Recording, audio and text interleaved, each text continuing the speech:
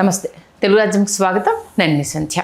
ప్రస్తుతం రాజకీయాలు, సినిమాలు ఇవి రెండు కలగలిపి కాంట్రవర్సీలకు కావచ్చు, అనేక విషయాలకు సంబంధించి రోజు తెర మీద ఉండే అంశాలు.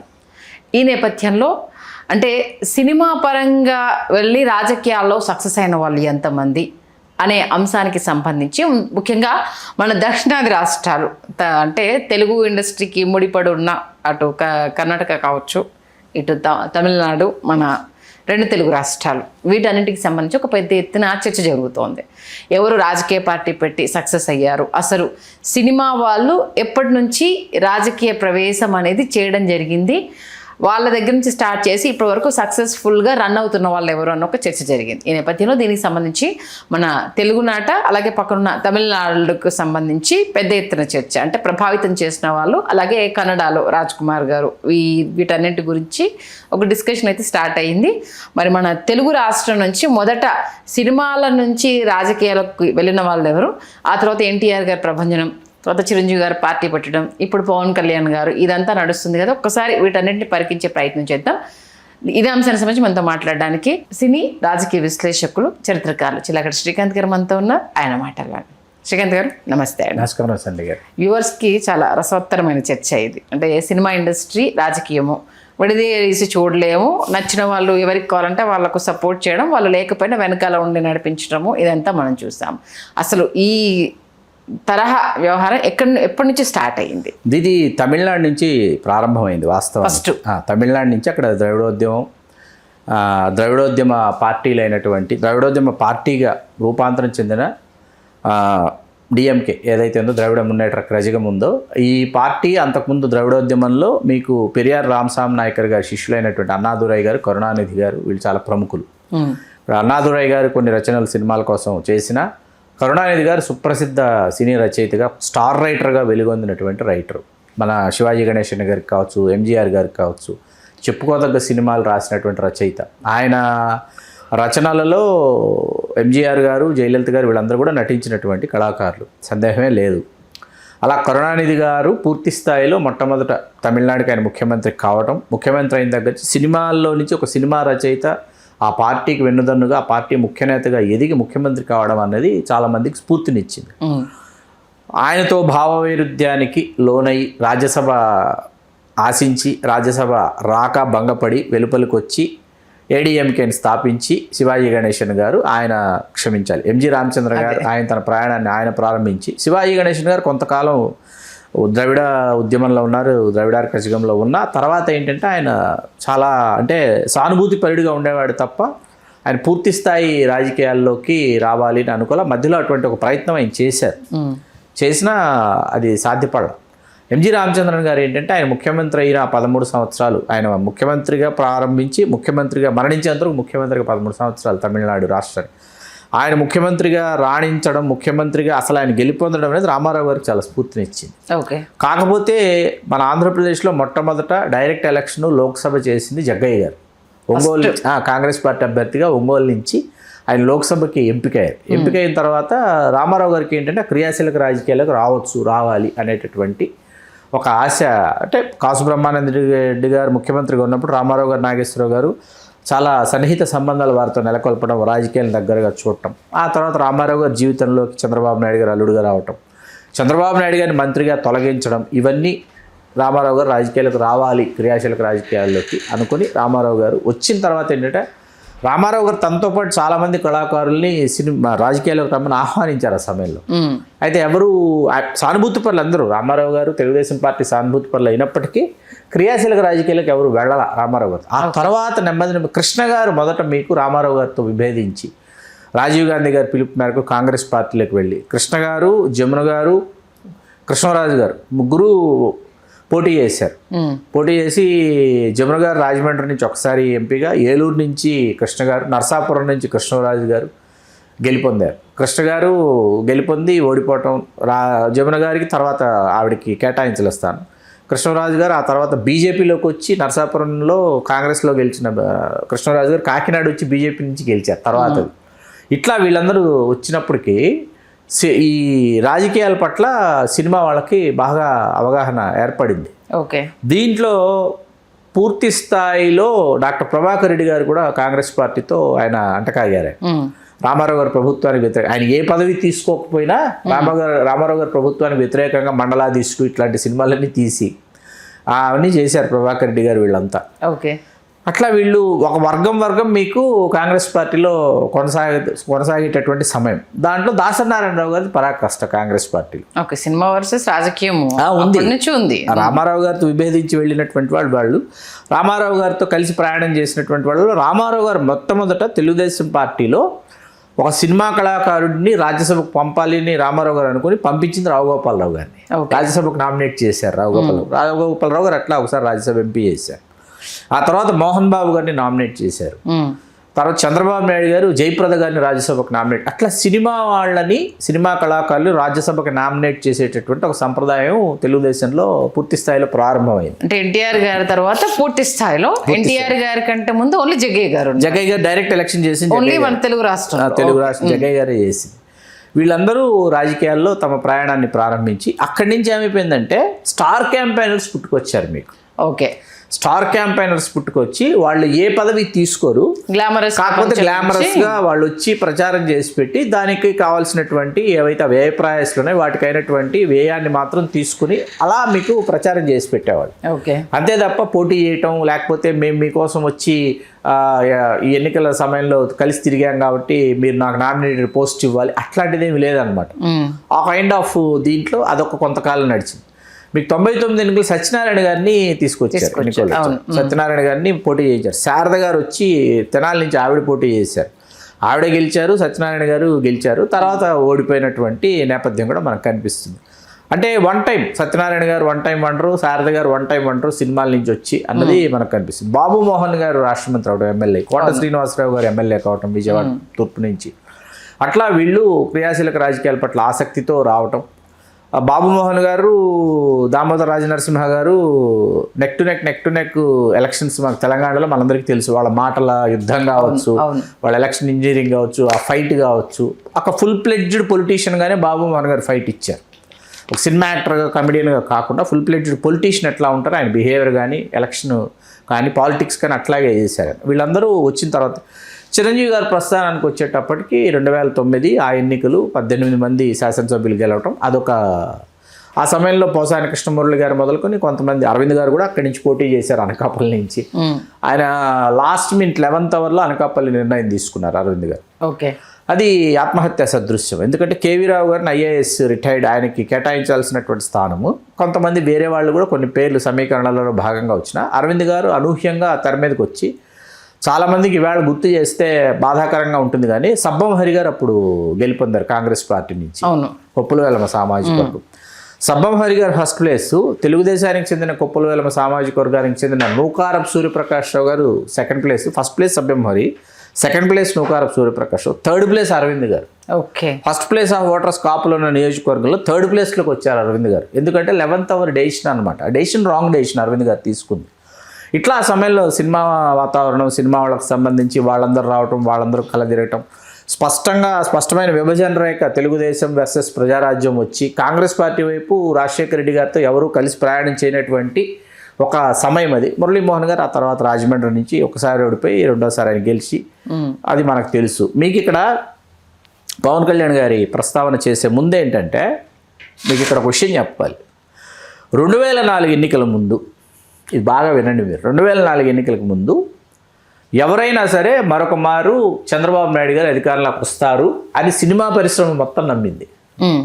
సినిమా పరిశ్రమ మొత్తం నమ్మి రాజశేఖర రెడ్డి గారు ఎవరైనా మనకి సినిమా వాళ్ళు వచ్చి ప్రచారం చేస్తే బాగుంటుంది అని ఎవరినైనా కోరారు అనుకోండి, దాసనారాయణరావు గారు దాసనారాయణరావు గారు ఉన్నారుగా రాజ్యసభ ఎంపీ అప్పటికి కాంగ్రెస్ పార్టీలో. ఆయన he is the main star campaigner Congress పార్టీకి. ఆయన అడిగితే దాసనారాయణరావు గారు ఎవరిని పిలిచినా ఈయన పిలుస్తారేమో తప్పించుకుని వెళ్ళిపోయేటటువంటి పరిస్థితి. ఓకే, దాసనారాయణరావు గారు పిలిస్తే రండి కాంగ్రెస్ పార్టీకి ప్రచారం చేయండి అంటే ఎవరికి వాళ్ళు పారిపోయేటటువంటి పరిస్థితి. ఆ పరిస్థితుల్లో అనూహ్యంగా రాజశేఖర రెడ్డి గారు గెలవడానికి ముందు సి అశ్విని దత్ గారు విజయవాడ నుంచి పోటీ చేశారు ఎంపీగా తెలుగుదేశం. నిర్మాత డిస్ట్రిబ్యూటర్ అయిన ఎన్వి ప్రసాద్ గారు తిరుపతి నుంచి పోటీ చేస్తున్నారు. వీళ్ళు ఇరువురు చిరంజీవి గారికి అత్యంత సన్నిహితులు.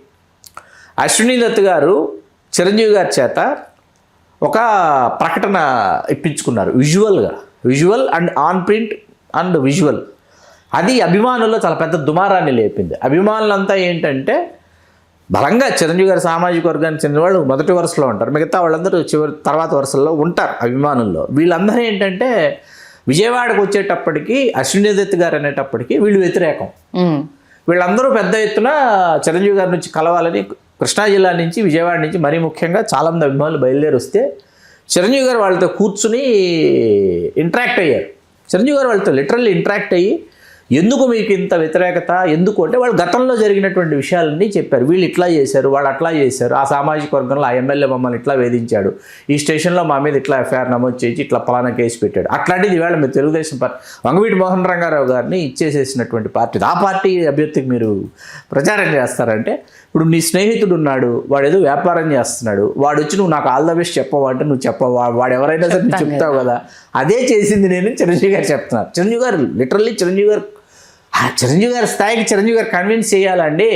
చిరంజీవి గారు అభిమానులు కన్విన్స్ చేసి ఏమయ్యా జగదేగురుడు అతిలోక సుందర్ తీసిందారు మీరే కదా వెళ్ళి ఆ సినిమాని సూపర్ హిట్ ఇండస్ట్రీ హిట్ చేసింది. అశ్విని దత్ గారికి అప్పుడు అడగలేదు కదా, చూడాలని తీసింది ఎవరు? ఇంద్ర తీసిందారు. ఇంద్ర సినిమా లేకపోతే చిరంజీవి గారి తిరిగి దాదాపు చిరంజీవి గారికి ఒక ఏమంటారు ఒక ట్రాన్స్ఫర్మేషన్ పీరియడ్లో ఒక పునర్జన్మ లాంటి సినిమా ఇంద్ర, అది తీసింది మరి అశ్విని దత్తే కదా. ఏం మాట్లాడుతున్నారా? నా స్నేహితుడికి వచ్చి ఆల్ ద బెస్ట్ చెప్పండి అంటే నేను ఆల్ ద బెస్ట్ చెప్పా, కంగ్రాచులేట్ చేశా, పాలిటిక్స్లోకి వెళ్తున్నాను, కంటెస్ట్ చేస్తున్నానంటే మీరు అర్థం చేసుకోరేంటి అని. తర్వాత ఎన్వి ప్రసాద్ గారి ఇదన్నమాట. మీరు నాగబాబు గారు ఏం చేశారంటే అదే సమయంలో ఇదే అమలాపురంలో స్వతంత్ర అభ్యర్థిగా మనం ఇందాక ఒక విశ్లేషణలో కోనసీమ బిబ్బులి టైగర్ నల్లా సూర్యచంద్రరావు గారు ఆయన స్వతంత్ర అభ్యర్థికి పోటీ చేస్తుంటే ఆయన ప్రచారానికి నాగబాబు గారు వచ్చారు. వెళ్ళనివ్వలేకుండా వచ్చారు, నాగబాబు గారు వచ్చారు. ఉదయం నుంచి ముందు రోజు అశ్విని దత్ గారి కోసం ప్రచారం విజయవాడలో, మరుసటి రోజు నల్లా సూర్యచంద్రరావు గారి కోసం అక్కడ ప్రచారం అమలాపురంలో. అది అమలాపురంలో ఏమైందంటే నాగబాబు గారు పక్కన తోడుపెళ్లి కొడుకులాగా వ్యాఖ్యాత మరియు వక్త ఎవరు అంటే చిల్లగట్టి శ్రీకాంత్ కుమార్.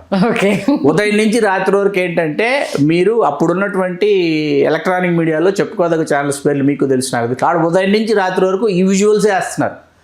నేను బాగా కనిపించాలని ఒక red colour shirt half hands మంచి బ్రాండెడ్ షర్ట్ వేసుకుని ఎక్కాను అనమాట రథం. నాగబాబు గారు స్పీచ్ ఇవ్వడానికి ముందు నేను స్పీచ్ ఇవ్వాలి, నా స్పీచ్ తర్వాత నాగబాబు గారి స్పీచ్ తర్వాత నల్లా సూర్యచంద్రరావు గారి స్పీచ్. ఈ మొత్తం కోనసీమ అంతా లేదా అమలాపురం నియోజకవర్గం అంతా రాగానే చిరంజీవి గారి దగ్గర నుంచి పిలుపు వచ్చింది నాకున్న స్వామినాయుడు గారికి ఇద్దరికి. వచ్చిన తర్వాత ఉదయం నుంచి చూశారు కదా, ముందు నన్నే పెట్టారని ఉదయం నుంచి రాత్రి దాకా చూశారు విజువల్స్. చూసిన తర్వాత అశ్విని దత్ గారు ఓడిపోతున్నారు, ఎన్వి ప్రసాద్ గారు ఓడిపోతున్నారు, మీరు వెళ్ళారు కదా నాగబాబుని తీసుకుని ఆ నల్లా సూర్యచంద్రరావు ఓడిపోతున్నాడు అని చిరంజీవి గారు జోస్యం చెప్పేస్తున్నారు. కాంగ్రెస్ పార్టీ అధికారంలోకి వచ్చేస్తుంది అర్థమైపోయింది వాళ్ళకి. అప్పటికి 3 అర్థమైపోయింది. అధికారంలోకి వచ్చిన తర్వాత పరిస్థితి ఏంటి? కాంగ్రెస్ పార్టీ అధికారంలోకి వచ్చింది, తెలుగు సినిమా పరిశ్రమ అంతా కూడా డాక్టర్ రాజశేఖర రెడ్డి గారికి ఒక ఘన సన్మానం, తెలుగు లలిత కళాతులు. అప్పటికేంటి రామానాయుడు గారు ఎంపీగా పోటీ చేసి బాపట్ల నుంచి గెలిచి ఈ ఎన్నికల్లో పురంధేశ్వరి గారి చేతిలో ఓడిపోయారు ఆయన. ఓకే, వీళ్ళందరూ మోహన్ బాబు గారు, రామానాయుడు గారు ఎవరున్నారు మురళీమోహన్ గారు ఎవరున్నారో లేరు చెప్పడం కష్టం. తెలుగుదేశం పార్టీలో మేము చంద్రబాబు నాయుడు గారి తర్వాత సినిమా ఇండస్ట్రీలో నేనే అన్న వాళ్ళందరూ ఈ ఎలక్షన్స్లో ఉన్నారు. 2004లో చంద్రబాబు నాయుడు గారు తెలుగుదేశం పార్టీతో కొనసాగి ప్రయాణం చేసి స్టార్ క్యాంపైనర్లు, cinema industry, cinema glamour, cinema ఆర్టిస్టులు, టెక్నీషియన్స్ వగైరా రాజశేఖర రెడ్డి గారి సన్మాన మహోత్సవంలో కొలువు తీరారు అందరు. ఓకే, దాసనారాయణరావు గారు సభాధ్యక్షులు, మోహన్ బాబు గారు మీకోసం ఒక ప్రత్యేక మా శ్రీ విద్యానికేతన్ విద్యార్థులతో మీకోసం ఒక ప్రత్యేకమైన సినిమా గీతానికి ప్రత్యేకమైన నాట్యాన్ని తయారు చేశామని అనార్కలి సినిమాలో పాట రాజశేఖర నీపై మోజు తీరలేదు అంటే ఈయన పడిపడి నవ్వుకుంటున్నాడు రాజశేఖర రెడ్డి గారు. వీళ్ళే కదా నిన్న మొన్న ప్రచారం చేయలేదు, రాలేదు, పారిపోయారు వీళ్ళు ఇప్పుడు అని ఆయన ఏదో ప్రసంగం చేశారు. పరిశ్రమకి ఆ వరాలు ఇస్తాం, ఈ వరాల జల్లులు కురిపిస్తాం, అయిపోయింది. ఆ వరాల జల్లులు కురిపిస్తారని మూవీ ఆర్టిస్ట్ అసోసియేషన్కి భవనం కావాలని వీళ్ళందరూ వెళ్ళారు. మళ్ళీ రాజశేఖర రెడ్డి గారి దగ్గరికి వెళ్తే రాజశేఖర రెడ్డి గారు అసలు ఇక్కడ ఉన్న వాళ్ళల్లో మా ప్రభుత్వం దగ్గర మాకు కూడా ఎక్కడ ఏ భూమి ఉందో తెలీదు, మురళీమోహన్ గారి దగ్గర అసలు ఉన్నంత భూమి ఎవరి దగ్గర లేదు, మీరు మూవీ ఆర్టిస్ట్ అసోసియేషన్ స్థలం కోసం ప్రభుత్వాన్ని అడుగుతున్నారు. మురళీమోహన్ గారిని అడిగితే ఎంతసేపట్లో కట్టించేయడం అన్నారు. మురళీమోహన్ గారిని అన్నాడు స్వయంగా ఆయన. మురళీమోహన్ గారు చాలా చిన్నపోయారు. ఇట్లా ఈ రాజకీయాలు సినిమాలు ఏంటంటే అప్పటి నుంచి ఇప్పటి వరకు పోటీ చేసిన వాళ్ళు ఉన్నారు, గెలిచిన వాళ్ళు ఉన్నారు. వన్ టైం వండర్స్ లాగా కోటా శ్రీనివాసరావు గారు వన్ టైం వండరు, శారద గారు వన్ టైం వండరు, కైకాల సత్యనారాయణ గారు వన్ టైం వండరు. జయప్రద గారు ఇక్కడ రాజ్యసభకు నామినేట్ అయ్యి 6 సంవత్సరాలు చేసి ఆవిడ రాంపూర్ వెళ్ళి ఆ రాంపూర్ నియోజకవర్గం నుంచి లోక్సభకు 2 సార్లు వెంటనే ఆవిడ అక్కడ గెలుపొందారు. అది చాలా గొప్ప విషయం అండి. చాలామంది తెలుగు నేల మీద పవన్ కళ్యాణ్ గారి వంతు వచ్చేటప్పటికి చిరంజీవి గారి వల్ల సాధ్యం కానిది పవన్ కళ్యాణ్ గారి వల్ల అయిందంటే చిరంజీవి గారు కేంద్ర మంత్రి అయ్యారు. మనం ఈ వరుసలోకి డాక్టర్ టి సుబ్బరామరెడ్డి గారు తీసుకురాలేము. ఆయన సినిమా పరిశ్రమతో ఆయనకి ఎంతో అనుబంధం ఉన్నప్పటికీ ఆయన వ్యాపారవేత్తగా అక్కడి నుంచి రాజకీయవేత్తగానే చూసుకోవాలి ఆయన. అట్లా మీకు పవన్ కళ్యాణ్ గారు జనసేనను స్థాపించి ఆయన ఇవాళ 21 స్థానాలు 2 ఎంపీలని గెలిపించుకొని ఆయన ఉప ముఖ్యమంత్రి. ఇక్కడ దాకా సినిమాలు రాజకీయాలు ఎప్పుడు పడుగు పేకలాగా ఇవి విడదీరానటువంటి ఒక అనుబంధాన్ని ఎప్పటికీ కలిసే ఉంటాయి సంజయ్ గారు. నిజంగా అంటే జగ్గయ్య గారితో స్టార్ట్ అయ్యి ఇప్పుడు పవన్ కళ్యాణ్ గారి దగ్గర ఆగిపోయింది. ఇది చూద్దాం రాబోయే రోజుల్లో. ఎందుకంటే ఇప్పుడు తమిళనాడుకి వచ్చేసరికి విజయ్ అంటే ఇక్కడ మనకి బంధువుల్ని మనం ఏంటంటే మీరు తమిళనాడుకి సంబంధించి జయలలిత ప్రస్తావన తీసుకురారు. అంటే మనం పూర్తిగా దాన్ని ఆధారం చేసుకుని తెలుగునాట సినిమాలు రాజకీయాల గురించి మాట్లాడుకుందాం అని అనుకుంటున్నాం. అంటే అందులో అక్కడ సత్యరాజు గారు, ఖుష్బు గారు, రాధిక గారు, శరత్ కుమార్ గారు సక్సెస్ఫుల్ గా నిలబడి జయలలిత గారు గురించి అయ్యారు కాబట్టి ఆవిడ గురించి ఆవిడ సినిమా నేపథ్యం నుంచే కదా ఇప్పుడు మన తెలుగు తమిళ అన్ని భాషల్లోనూ ఆవిడ నటించారు. అసలు ఆమె చేసిన ఫైట్ నాకు తెలిసి ఇంకా ఏ మహిళ రాబోయే రోజుల్లో చేయలేరేమో. ఎందుకంటే అవమానం నుంచి రగిలిన పగ నుంచి రాష్ట్రానికి సీఎం అయి చూపించడము, తమిళనాడులో ఒకసారి ఒకరిని గెలిపించిన సంస్కృతికి మళ్ళీ ఒకసారి గెలిపించారంట. ఆ రికార్డు బ్రేక్ చేసిన గంత కూడా జయలలిత గారికి దక్కింది.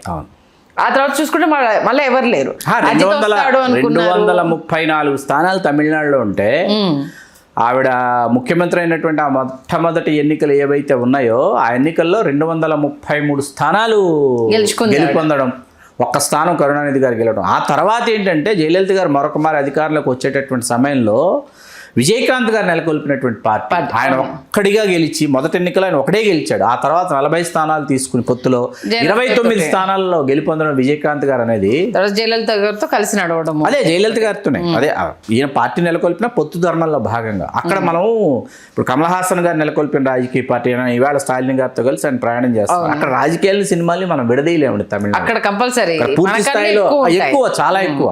దానికి అలా జగ్గయ్య గారి నుంచి స్టార్ట్ అయ్యి ప్రస్తుతం పవన్ కళ్యాణ్ గారి దగ్గర ఆగింది. రేపటికి ఇంకా ఎన్ని మలుపులు తిరుగుతుందని చాలా మంచి విశ్లేషణ అందించారు. ధన్యవాదాలు శ్రీకాంత్. ధన్యవాదాలు సంధ్య గారు.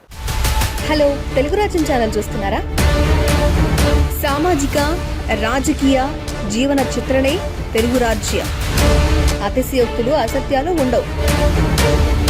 రాజకీయ కోణం కాదు, ప్రజా కోణమే కొలబద్ద. తెలుగు రాజ్యం వీక్షణ మీ ఉత్తమ అభిరుచికి నిదర్శనం.